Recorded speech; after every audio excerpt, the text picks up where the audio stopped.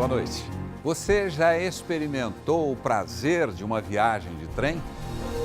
O país que hoje corre sobre rodas no asfalto já deslizou sobre trilhos. E o apito de uma Maria Fumaça ainda mexe com a imaginação de milhões de pessoas. Brasileiros como eu, que passaram boa parte da vida chegando ou partindo de estações lotadas, curtindo da janela a beleza da nossa paisagem. Abril é o mês do ferroviário e nós escolhemos o primeiro programa do mês para contar a história da Estrada de Ferro no Brasil, uma aventura que começou no tempo do Império. Você é nosso convidado. Vamos embarcar numa viagem inesquecível. O Globo Repórter de hoje é uma coprodução com a EPTV, afiliada da Rede Globo.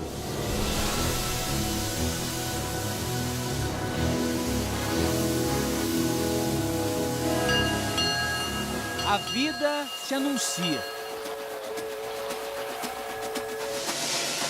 Nas linhas do destino, uma grande jornada. Na velocidade do trem-bala. Ou na lenta contemplação da Maria Fumaça. Tudo depende do olhar de cada passageiro. Sempre tem um ribeirãozinho, você viu lá? É um percurso com oscilações, trechos difíceis, mas também emoções. Fazem a viagem valer a pena.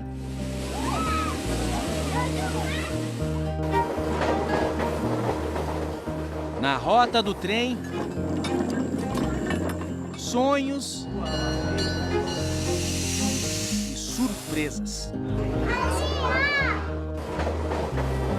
Nossa senhora, isso é bom demais. Paisagem passando, aquelas casas longe, as fazendas, né? E o trenzinho seguindo. Na arte, o trem representa a poesia em movimento. Para os historiadores, a maior invenção depois da roda. As linhas não apagadas pelo tempo contam um pouco dessa trajetória, iniciada na segunda metade do século XIX, aqui no Rio de Janeiro. O maior símbolo ferroviário dessa época é a Central do Brasil, cartão postal conhecido pelo prédio e principalmente o grande relógio da estação. Coisa dos britânicos, que nos emprestaram a pontualidade, tão famosa quanto o Big Ben. Os ponteiros do relógio e os horários do trem nos deram uma nova noção de tempo. Da Inglaterra também veio a tecnologia para a construção das ferrovias. Após a Revolução Industrial, nasceram aqui as avós da nossa Maria Fumaça. No país de tantas tradições, a do trem está preservada. Para o transporte de minério, o país dominou a tecnologia do ferro e construiu as primeiras locomotivas. Acredite, em 1804, essa engenhoca rebocou 10 toneladas. A máquina de Richard Trevithick desbravou os trilhos do pioneirismo. Mas o protótipo comercial de todas foi The Rocket, o foguete. Decolou para a história a 22 km por hora. A primeira máquina a correr como um cavalo. No dia da inauguração, um político subestimou a velocidade da máquina e cruzou a linha. Foi atropelado. O trem passou sobre as pernas dele. O primeiro acidente fatal na história da ferrovia. O pai da Rocket foi George Stephenson, o primeiro a perceber a energia do vapor, observando a própria chaleira de casa. Quase 30 anos depois, a magia da Dama de Ferro chegou por aqui.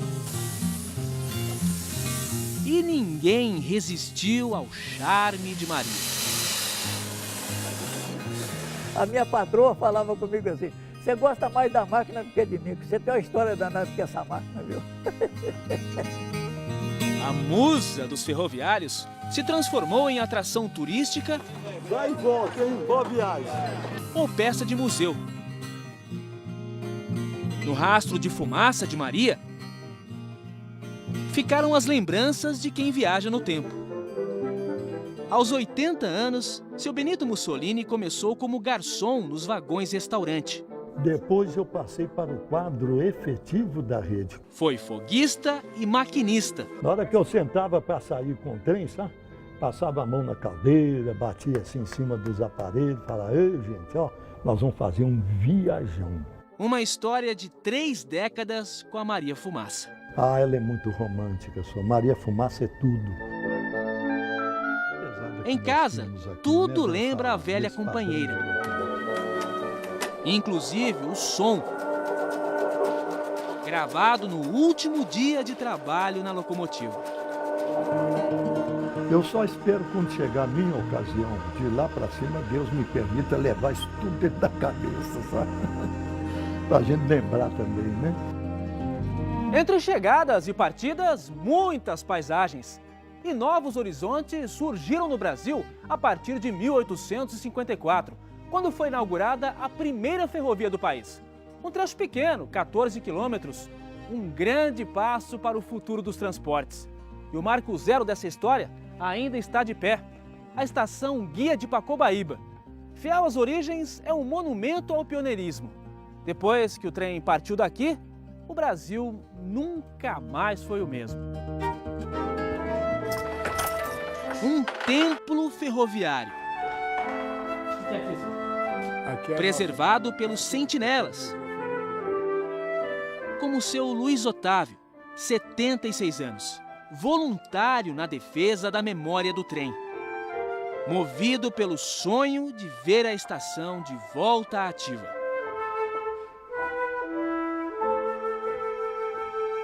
Ainda digo mais, um dia, se essa estrada de ferro reativar, eu não faço mais questão de viver. Por quê, hein? Cumpri o objetivo, né? Meu sonho é ver essa linha funcionar, essa casinha, tudo. Seu Luiz segue os ideais de um iluminado. Irineu Evangelista de Souza, o Barão de Mauá, empresário responsável por colocar o Brasil nos trilhos. Quando o soberano era o imperador, ele foi chamado de rei. De simples mascate, se tornou o dono do Banco Mauá, homem mais rico abaixo da linha do Equador.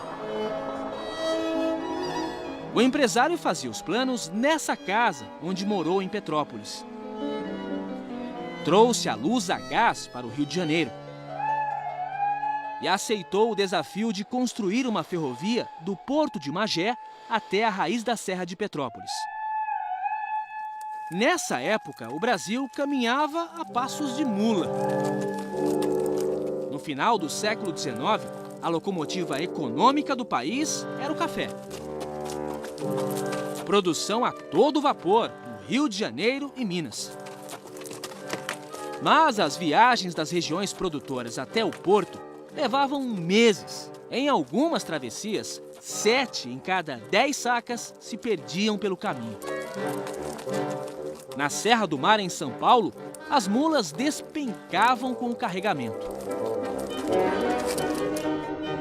O Barão de Mauá buscou recursos na Inglaterra e, sem um centavo do Império, bancou o projeto. Diziam, né, que ele era doido, né? Ele dizia, já que ninguém investe, eu mesmo vou investir, né? E ele costumava dizer isso para o Mauá. E desde quando o trem é cabrito para subir montanha, né? Na Baía da Guanabara, os barcos à vela tinham a rota desviada pelo vento e ficavam à deriva. O Barão construiu as primeiras embarcações a vapor para a viagem até o cais. Hoje, corroída pela ferrugem, a estrutura metálica avançava 150 metros em direção ao mar. Transportou material para a ferrovia e, mais tarde, passageiros. Perceba o gênio de Mauá, ele estava trabalhando com a bimodalidade, o transporte a barco e o transporte ferroviário. As obras iniciaram em 1852, com uma grande cerimônia, mistura de festa e desfile de modas. O Barão de Mauá convidou todos os nobres da época, além da família real, o imperador Dom Pedro II e a imperatriz Dona Teresa Cristina. O Barão de Mauá entregou ao imperador uma pá de prata e pediu a Dom Pedro que fizesse as primeiras escavações. A falta de intimidade do imperador com o trabalho fez a alegria dos operários da obra. Depois de tanto embaraço, o esbaforido Dom Pedro II desapareceu da festa. Sob o comando de engenheiros ingleses, mais de 200 homens construíram a estrada de ferro Mauá na base da picareta. Em 2 anos, a obra foi concluída, transformando a viagem do cais até a Serra de Petrópolis de 2 horas em 30 minutos. O passeio inaugural foi na locomotiva Baronesa, homenagem à esposa do barão, Dona Maria Joaquina. 4 vagões percorreram o primeiro trecho sobre trilhos em solo brasileiro. E os 26 km por hora assustaram quem estava acostumado à velocidade das mulas. A estrada de ferro que abriu os caminhos do Brasil é hoje rota para lugar nenhum. Apenas um trecho da estrada original roda nos trilhos de subúrbio. E aqui o Barão de Mauá chegou ao fim da linha, derrotado por um gigante chamado Serra da Estrela. Ele esbarrou nesse paredão, diferença de 870 metros até Petrópolis, ele não conseguiu. O Redentor chegou de trem ao Morro do Corcovado. As peças foram levadas pelo veículo que hoje transporta os turistas. Mas para alcançar os 800 metros de altura, foi preciso reinventar a roda. Ficou dentada para se encaixar nos trilhos da cremalheira. Sistema criado na Suíça, usado até hoje em grandes inclinações. A invenção revolucionou o trem. E também fez a primeira estrada de ferro do Brasil subir a Serra de Petrópolis. Vem surgindo de trás das montanhas. O trem da montanha chegou onde o Barão de Mauá sonhava. Olha o trem. Mas puxado pelos investimentos de outra companhia, a Grão-Pará, mais tarde Leopoldina. Ferrovia que avançou em direção à zona da Mata Mineira. E o vapor, na subida da serra, ainda aquece a memória. Os que sabem do trem. Eu tenho uma saudade gozada. Uma saudade que eu tenho.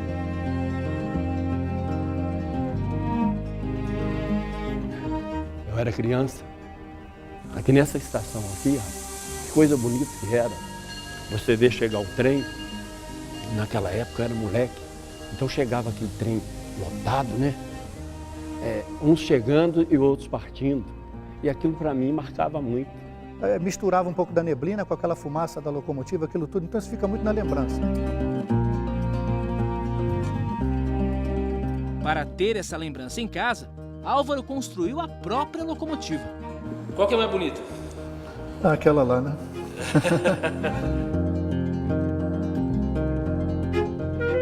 No início, os trens tinham uma porta individual para cada passageiro. A primeira classe com bancos de couro e a segunda com assentos de madeira. Existia ainda a terceira classe, reservada a quem não tinha condições de pagar. Os pés descalços. Com o tempo, gente da alta sociedade também escondia os sapatos para viajar de graça. E o condutor via, mas o senhor não pode entrar, o senhor é um homem de bem vestido, só tem... Não, mas eu estou descalço, eu estou cumprindo a lei. A terceira classe foi extinta, mas a malandragem atravessou séculos. A pessoa que chegava numa parada intermediária, via que você vinha fazendo conferência de passagem, descia e passava por período onde que a gente já tinha passado. O trem chegou quando a escravatura estava de partida. E surgia o trabalho assalariado. Eu pegava lenha aqui para botar lá, para poder encher a fornalha. E maquinista? Como é que você se tornou maquinista? Eu era novo ainda, o chefe me falou, ó, tô precisando de maquinista. Então, essa aqui era a sua menina? Essa era uma das meninas que eu adorava. Em Petrópolis surgiram as primeiras vilas operárias e indústrias têxteis.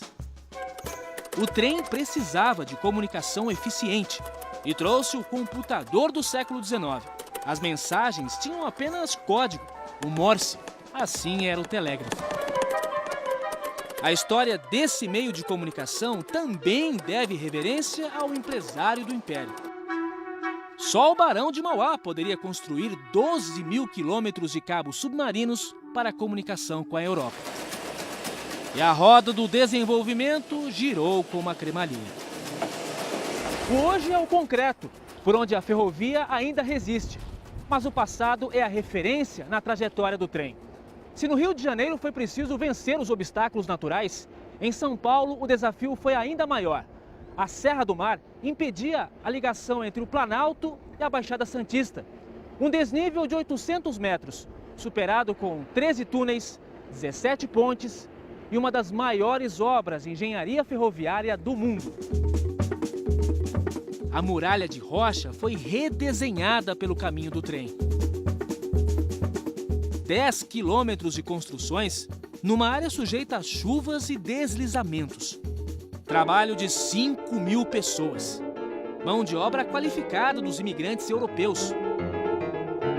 Os obstáculos extrapolaram o orçamento e custaram a falência do Barão de Mauá.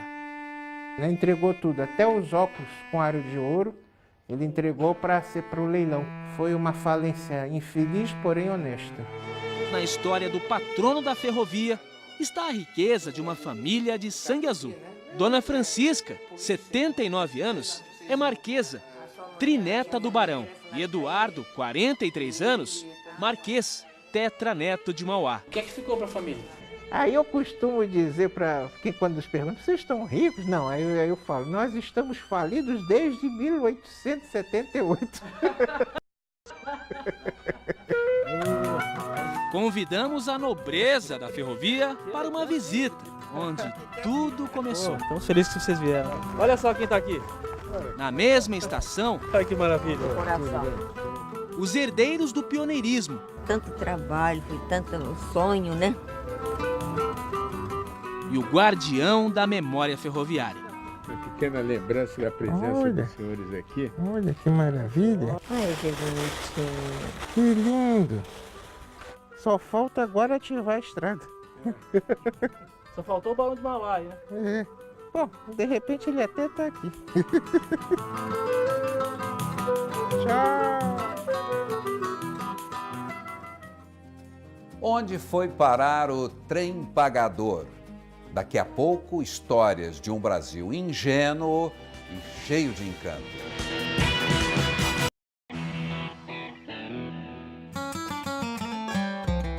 Uma obra de arte da ferrovia, esculpida pela arquitetura inglesa.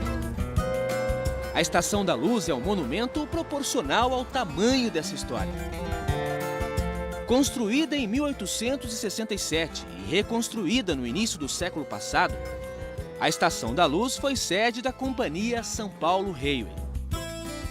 A linha da capital seria inaugurada em 1865. Uma grande festa para 300 convidados foi organizada para receber a comitiva da viagem inicial. Mas o trem atrasou, e muito. Tombou na altura do rio Tamanduateí. O maquinista morreu e muitos nobres ficaram feridos. A festa foi cancelada e o banquete ficou vários dias sobre a mesa. 2 anos depois, a inglesa foi inaugurada. 139 quilômetros de Santos, passando por São Paulo, até chegar a Jundiaí. Fim da linha para os planos da empresa, sem interesse em seguir para o interior. São Paulo Rail tinha praticamente o monopólio do transporte de café para o Porto de Santos, pela via ferroviária. Quem quisesse mandar café para o Porto de Santos teria que passar pela São Paulo Rail. Então ela não precisava arriscar um novo investimento que provavelmente daria um retorno menor para ela. O trecho até Tiradentes é o remanescente da mais mineira das estradas de ferro, a Oeste de Minas. A Oeste de Minas, mais tarde Rede Mineira de Viação, nasceu em 1881 pela iniciativa de comerciantes. E na histórica cidade do Ciclo do Ouro, construiu a sede. No trecho de 700 quilômetros, apenas 12 resistiram ao tempo. Por um detalhe, o tamanho da bitola, a distância entre um trilho e outro. Nenhuma no mundo tem 76 centímetros. Por isso ficou o vapor. Como era equipamentos fora de padrão, não compensava financeiramente comprar novos materiais, modernizar. O trem atravessou o Brasil por caminhos de tamanhos diferentes. Teve bitola de 60 centímetros a 1,60 m a larga. Essa é a estreita, de 1 metro, usada em 80% das ferrovias. Parece conversa de bitolada, mas esse pequeno detalhe deu uma briga enorme. Larguistas contra estreitistas. Nesse duelo, perdeu o Brasil. As linhas não tiveram uma integração nacional e contribuíram para a decadência. Foi ruim porque você tinha problemas no encontro de certas linhas, de certas ferrovias e operadoras para fazer a continuidade, onde você tinha que fazer a baldeação dos passageiros para o trem correspondente à bitola ou a baldeação da carga. Nessa época, corria pelos trilhos todo tipo de trem.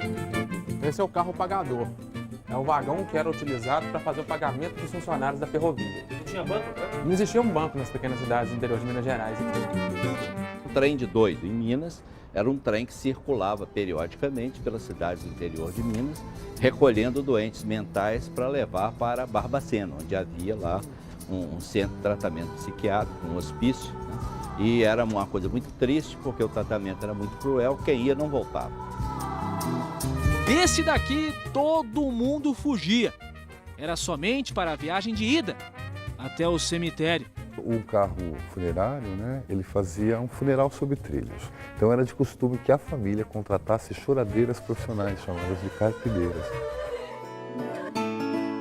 Às margens da linha do trem, nasceram cidades e uma história contada com as sobras do tempo. O Maracanã das ferrovias está em Minas Gerais. Também conhecida como Coliseu das Estradas de Ferro, a rotunda de Ribeirão Vermelho foi a maior do Brasil e comparada às gigantes do mundo, com 4.000 metros quadrados. Era a garagem e também a oficina das locomotivas. Trouxe progresso e mais tarde a decadência. Quando a rotunda funcionava, no início do século XX, a cidade tinha cerca de 10 mil habitantes.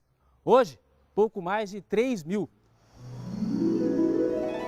Ribeirão Vermelho é um exemplo de cidade nascida e transformada com a ferrovia. Mas a partir da década de 50, virou cidade morta. Na Paulista Paranapiacaba, surgiu uma vila inglesa só para funcionários da ferrovia São Paulo Railway. Um pedaço de Londres, no Brasil. Na época da taipa de pilão, o Brasil conheceu o primeiro projeto de casas pré-fabricadas. Uma vila planejada, com quarteirões exatos, todas as casas ao meio do lote, jardins por todos os lados. Um lugar iluminado pelas linhas do trem. Telhados da França, tijolos da Inglaterra e madeira da Irlanda. As casas eram distribuídas por seções. Cada engenheiro tinha um número de casas para abrigar os seus ferroviários. E eles começavam sempre numa casa mais simples, né? Não importava o número de pessoas que essa família comportava. E aí, conforme iam fazendo carreira dentro da empresa, eles iam mudando de casa. No topo da colina, o castelo. A casa do engenheiro-chefe. Se você vê os cômodos onde trabalhava o engenheiro, realmente, as janelas estão colocadas de maneira estratégica a observar pontos que eram importantes de serem observados. Então existia uma pressão psicológica, as pessoas se sentiam observadas. Zélia chegou na década de 60. É uma das mais antigas moradoras de Paranapiacaba. Quando eu abro a minha janela, eu penso assim, quantas mãos já fizeram isso, né? Quantas pessoas já viram essa mesma paisagem. O romantismo da Maria Fumaça fez das estações ponto de encontro. Para alguns, as linhas do destino se cruzaram para sempre. Dona Lucinda era uma artista solitária. Até o guarda-chaves, o seu Antônio, dar a cantada certeira. Uma noite ele foi fazer uma serenata para mim, cantou uma música lá muito bonita, né? E na época nem podia abrir a janela, as pessoas não podiam abrir, nem a janela não podia abrir. O namoro era devagar como a Maria Fumaça.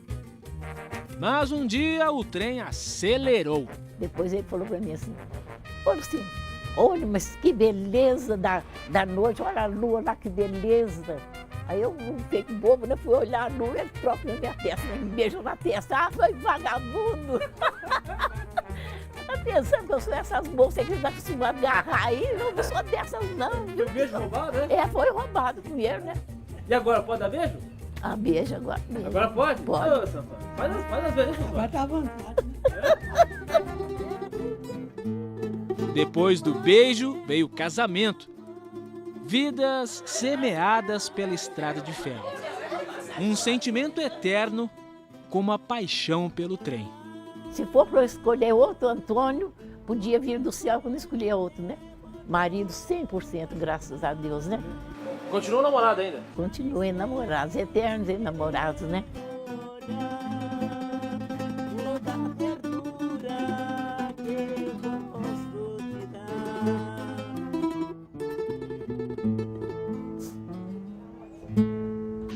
A sedução de uma viagem de trem no século XXI. No Brasil e na Europa. Veja a seguir.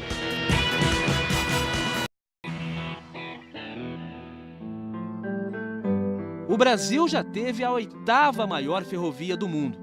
Após a Segunda Guerra Mundial, na década de 40, teve dificuldades na importação de material. Entre 1935 e 50, as concessões foram vencendo e o governo passou a controlar as companhias. Em 57 nasceu a Rede Ferroviária Federal. Uniu 22 ferrovias do país, mas foi o último suspiro do trem. O trem transportou nossas riquezas, encurtou distâncias nas viagens de passageiros, mas não conquistou a simpatia de nossos governantes.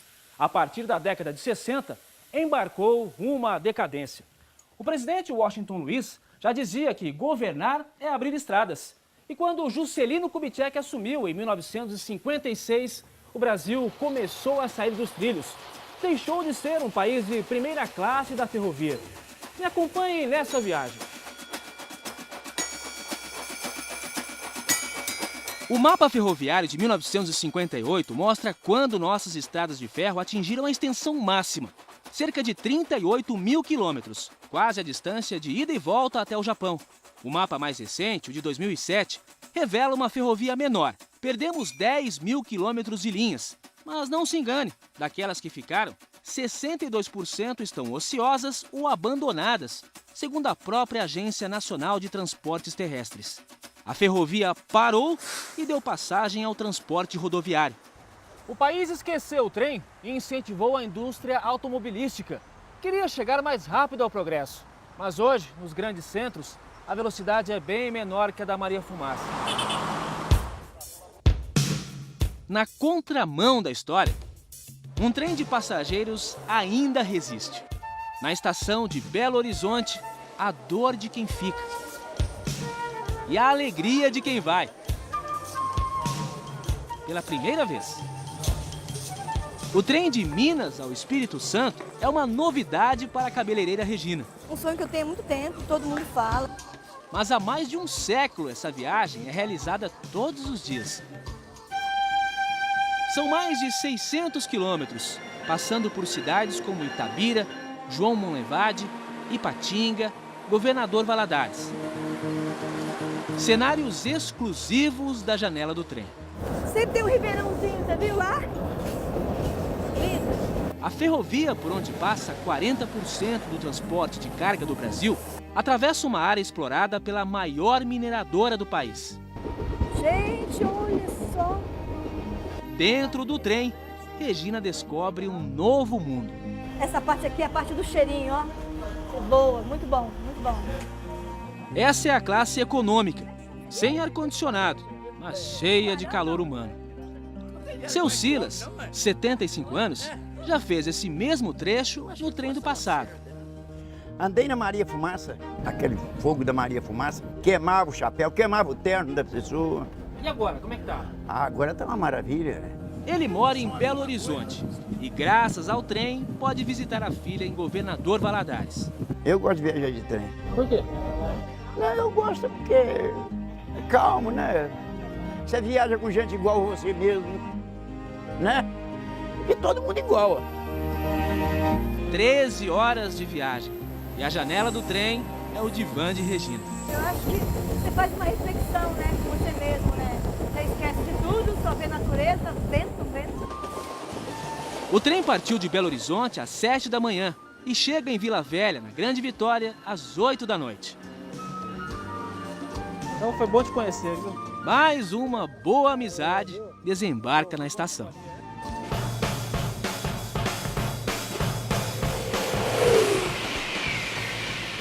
Fórmula 1 dos trilhos, veículo de transporte mais rápido da Terra.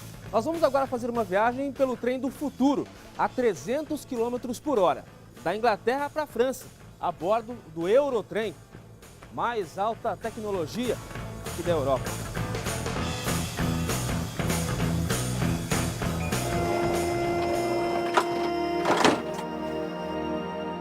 Londres e Paris estão separadas por mais de 600 quilômetros e uma fronteira natural, o Canal da Mancha. Em 1994 foi construído um túnel submarino para fazer essa ligação de trem, com a mais moderna engenharia ferroviária. Opa! Porta automática aqui, tem que saber manuseá-la, né? O conforto aqui é impressionante, né? Tudo acarpetado, né? As poltronas todas bem confortáveis pelo jeito, né? E o trem já está circulando aqui, porque a gente chegou um pouquinho atrasado. A pontualidade é britânica, né? E aqui é o bar. O bar divide a primeira classe e a segunda classe. Estou com mais habilidade na porta automática agora. Estamos entrando na segunda classe. Aqui as poltronas são um pouco menores, a gente começa a perceber, mas também são acolchoadas, né? Também confortáveis, bem melhores que os trens que a gente está acostumado a ver no Brasil. Nós vamos agora passar pelo túnel do Canal da Mancha. Uma viagem de 50 quilômetros passando pelo mar. É a mais alta tecnologia, mas para falar a verdade, essa viagem agora não tem muita graça, né? Porque agora é esse escuro, esse breu, durante um bom tempo, né? A gente não vê nada. Quem imaginaria um trem a 60 metros de profundidade no Oceano Atlântico e ainda conectado ao mundo? Em cada carro, uma nova nacionalidade. Oi, mãe! A carioca Alessandra e o marido inglês vão passar o fim de semana em Paris. Se fosse de avião, ela pagaria praticamente o mesmo preço. Mas o trem traz outras vantagens. Não tem as tremidas, né? Melhor ainda. Dá pra ver a paisagem. Ainda tem a paisagem, exatamente. O Eurotrem tem 18 partidas diárias para a França. Um transporte seguro e rápido. 2 horas e 20 de viagem. A gente nem sentiu o tempo passar. Já estamos em território francês. Uma viagem muito agradável, Bem que poderia ser assim também no Brasil, né?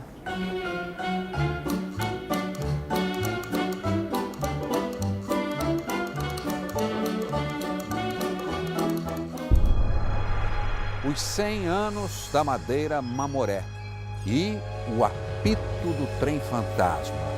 As lembranças da mais dramática aventura sobre trilhos ainda ecoam pelas locomotivas abandonadas na floresta amazônica. Veja a seguir.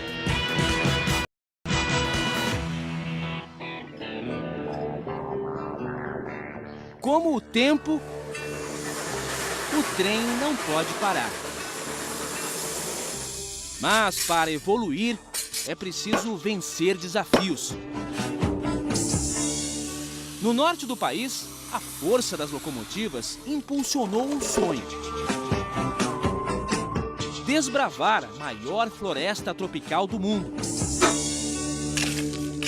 Mas as feridas abertas na mata fizeram o homem conhecer o inferno. 6.000 mortos. A ambição do homem na Amazônia custou vidas e uma fortuna em dinheiro. Pelos valores atualizados, o equivalente a 2,5 bilhões de reais. Investimento que hoje é corroído pela ferrugem. Aqui no cemitério das máquinas estão as poderosas locomotivas tragadas pela mata, aprisionadas para sempre na floresta que um dia ousaram atravessar. Os espíritos da selva transformaram trens em sucata e sepultaram sonhos. Uma estrada de ferro que custou mais caro para o Brasil foi essa, né? Em dinheiro e em vidas. A ferrovia nasceu em Rondônia, num período marcado por guerras e a necessidade de novos caminhos para escoar a borracha que vinha da vizinha Bolívia. A ligação com o Brasil pelos rios Madeira e Mamoré era uma travessia perigosa. Vencer os obstáculos naturais para atravessar a floresta amazônica com 360 quilômetros de trilhos foi um desafio maior do que as empreiteiras inglesas e americanas imaginavam. Durante 40 anos, foram 3 tentativas. Embarcações inteiras com material de trabalho foram tragadas pela fúria das correntezas. O terreno hostil empurrou locomotivas para o abismo. E milhares de imigrantes europeus acabaram derrubados por um mosquito, o da malária. Era triste mesmo, por isso que chama a Ferrovia do Diabo. Em troca do território onde hoje fica o estado do Acre, o Brasil se empenhou em ajudar a Bolívia na construção da Madeira Mamoré.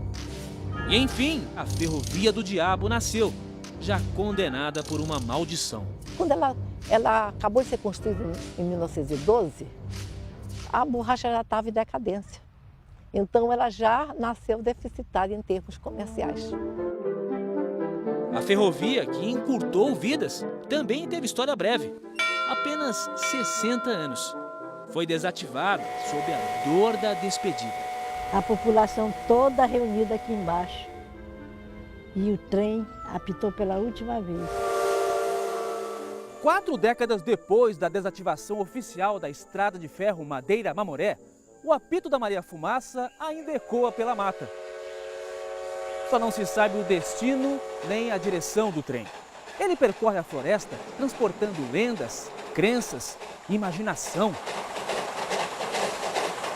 São muitos os relatos sobre o veículo que parte da Estação do Além, o Trem Fantasma. Eu vi o Trem Fantasma. Eu vi no quilômetro 5,5 da estrada de ferro, uma noite, tipo assim, 7 horas da noite. Nós escutamos o trem apitar, numa curva. Né? Após o trem, tira uma cegonha. E fiquemos lá sentados no banco da cegonha. Aí, pô, cara, esse trem não passa. A imagem nítida do trem não dava para ver porque era uma escuridão total. Mas o farol bem próximo, ao ponto de a gente temer assim pela segurança. Com a passagem comprada com a própria vida, trabalhadores do outro mundo também são vistos à espera do trem.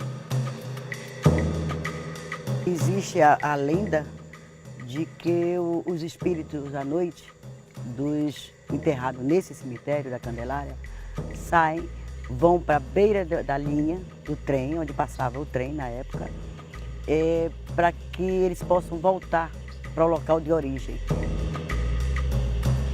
Para falar a verdade, uma vez eu estava aqui e vi um senhor dali assim, ó, um senhor todo sujo. Aí enquanto eu entrei aqui no barzinho, né, mas foi coisa rápida, que eu entrei, que eu olhei para cá assim, que eu olhei e não vi mais ninguém. Para mim, eu vinha só, mas para mim vinha uma mulher do lado. Aí quando eu cheguei bem onde é a 53, dentro do cemitério, ali desapareceu.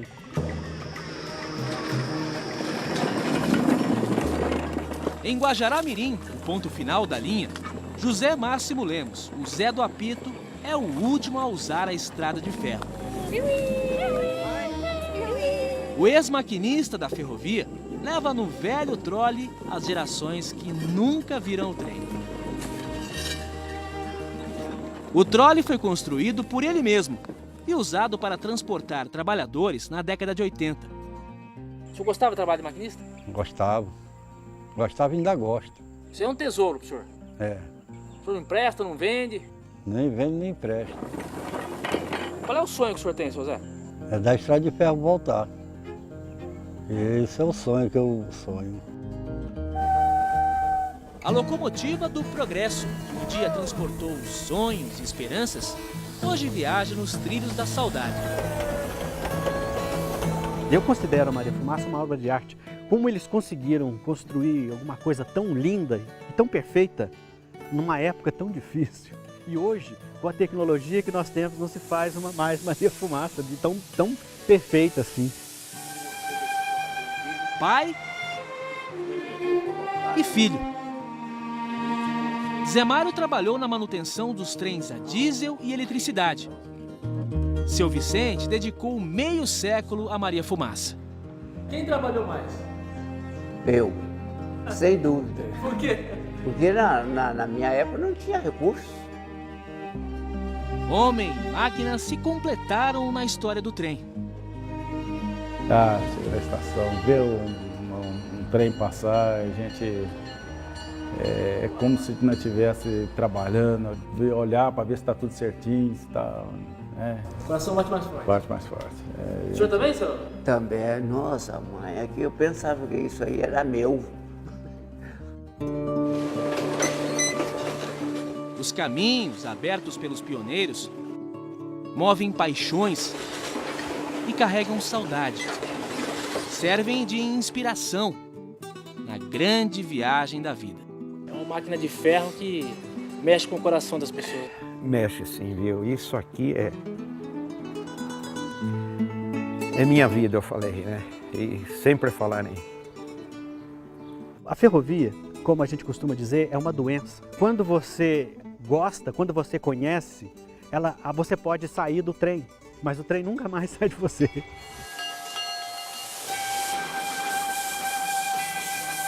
Se a sua jornada fosse projetada na janela,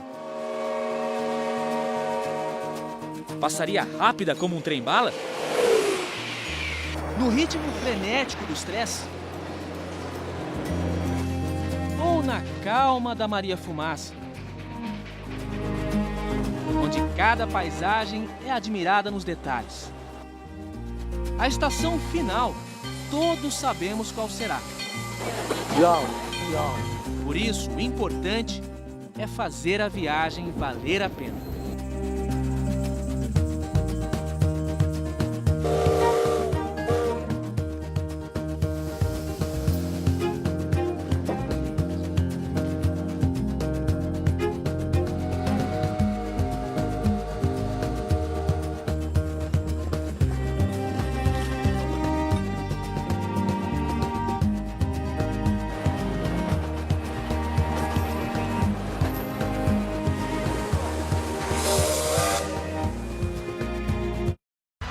Globo Repórter.